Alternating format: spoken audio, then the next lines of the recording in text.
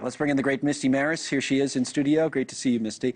You know, I was thinking, and the lawyer was talking about it, but even Joe Khalil at his report said that, you know, Boasberg said something like, well, why can't we do this in a classified setting? They said, well, it could be a risk to national security. He's like, what risk? So it does seem like a lot of skepticism. Definitely hearing skepticism from the reporting, and it's important to understand what's going on here, because right now the judge is trying to ascertain whether or not the Trump administration and the officials violated the court order, and he's asking and probing for some specific information about those flights. And they've responded, the administration, their attorneys have said, well, that information is actually protected by privilege. It's called state secret privilege, meaning nobody can know, not even you, Judge, because it would be a problem for national security and foreign relations.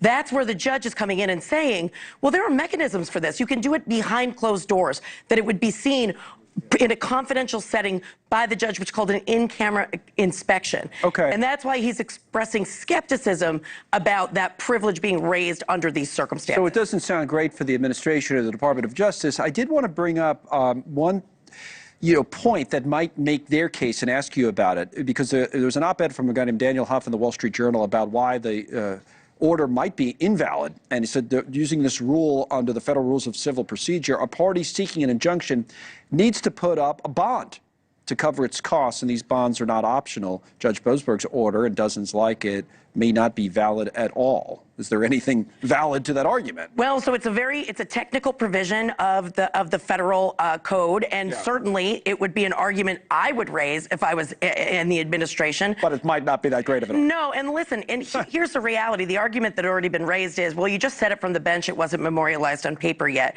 And anybody who's practiced in federal court knows that once the judge says it from the bench, it is. So there's a lot of different arguments going on here. And again, this probe using these privileges, and this one, state secrets privilege, this is pretty novel. It's not often used, and especially because there's such deference in national security issues. Now we're going to be in a world where the court is maybe going to create some law about the parameters of that particular privilege. I just always get a kick out of you lawyers, because you say, well, you know, I would use that argument, but it may not be the best argument in the world. All right, this couple from Michigan, I actually did a lot on her show last night. I'll play a clip in a moment.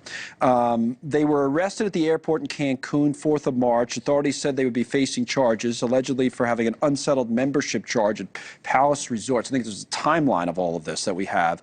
Just sort of background if people haven't been following the story. There we go. So they signed this timeshare contract with the company, and then they disputed the charge. It's been going on for a few years. So eventually, again, they end up getting arrested, right? And they're held at the airport. Now, on Ashley Banfield's show, close friend named Mallory was on the show, and here's the exchange. This dispute was settled years ago. Did they have any indication from the Mexican authorities that if they came back to Mexico, this would happen? Absolutely not. I don't think there's any way that they would have gone to Mexico if they knew. And the palace swears that they sent them warnings and that they knew that this was going to happen. Those warnings were not received. I don't believe were ever sent. I believe it was a full ambush and they wanted to catch them off guard. Is that what you believe as well? I mean, this is some story. It's kind of scary. There's a Republican congressman named Tom Barrett from Michigan who's down there trying to help them. But go ahead. Yeah, so I mean, this is a really scary story, and it's one of the differences in the law when you're going to another country. Here, much of what they're talking about with respect to this timeshare, the social media posts, all of that, and contesting the credit card charges, that would all be civil under the United States law. So you would be talking about whether or not this money is rightfully owed or not. You'd find yourself in a civil court. But when you're in Mexico, they've couched it as a criminal investigation, meaning it's fraudulent, because they've contested these credit card charges, which were rightful.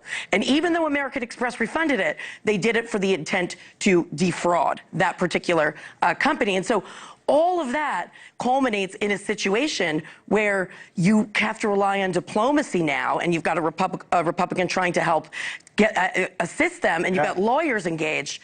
But at the end of the day, this is a big difficulty in getting any sort of court order or justice on the American side to come in and intervene. So their daughter posted on Facebook, their daughter's named Lindsay, that we've spent thousands upon thousands of dollars towards Mexican legal representation, but unfortunately, that only goes So far, when you're dealing with this level of corruption and extortion, we have also met prior demands given to us by the Palace Company, and yet they have had no serious response to letting our parents free. But to your point, when you're dealing in this situation, a timeshare in another country, you're playing by different rules. Right, and there was an open warrant for their arrest, and one of the arguments that's being raised by the family is that there had been some overtures to say, give us $250,000, and there's no guarantee the criminal charges won't go away, but it's about money. Well, that's conflated in their legal system, whereas in the United States, as I said, it would be a civil court type issue. You wouldn't be talking about an arrest or being jailed. So my heart breaks for this family, and especially since the communication has not been what it should be as far as being able to make sure that those individuals are okay. But it's really relying on the government now to step in and intervene with diplomacy in order to see if they'll be released. Yeah, Congressman Barrett again is down there, so we'll see. We'll follow it. We'll have an update. Thank you, Misty. As always, Misty Marris.